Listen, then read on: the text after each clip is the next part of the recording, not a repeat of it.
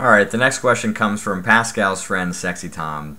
And Sexy Tom is playing a whole lot of poker multi-tabling online and is wondering about how to spot the subtleties of tilt and mental degradation or degradation, however the hell you pronounce that.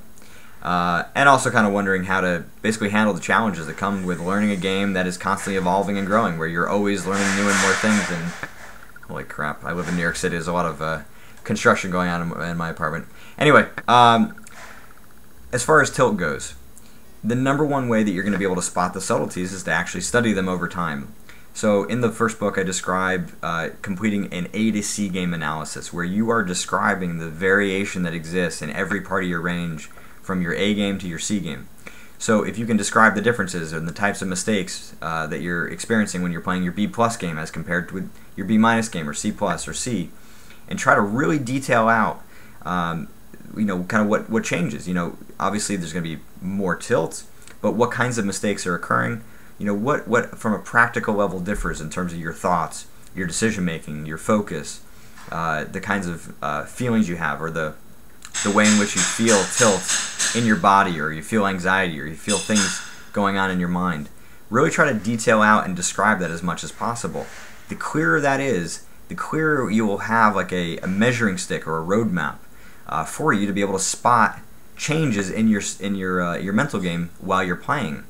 And the thing is, you want to study this, because while sticky notes can help to kind of give you feedback as a double check, you really want to make sure that you have this information very well known. Because if you're relying on a sticky note, it's very easy just to just ignore the sticky note as much as you would ignore the mental game sign. So you really want to have those signs and symptoms really kind of clear in your head so you can spot it much more easily, and then be able to take action to sort of prevent that slide backwards. Now the other thing is how you deal with the unexpected and how much you're always constantly learning. That's just the reality of the game. It's a reality of life. It's a reality of a lot of parts of things that we're trying to improve on. There is that constant evolution. So the question is, how can you kind of capitalize on that reality? And to me, the more that you're hammering away and eliminating your C game, both tactically and mentally, the easier you will be able to learn new things. And the reason is because of the theory I describe in the first book called inchworm. When you eliminate the back end of your range, it literally takes a step forward from the back, and that creates the conditions for your game to take a step forward from the front. And the reason that is true, wow, that is loud, sorry. And the reason that is true is because when you eliminate something in your C game, you now have mental space freed up to think about something new, right? The worst areas of your game, whether it be tactical or mental, you have to think about them in order to be good at it.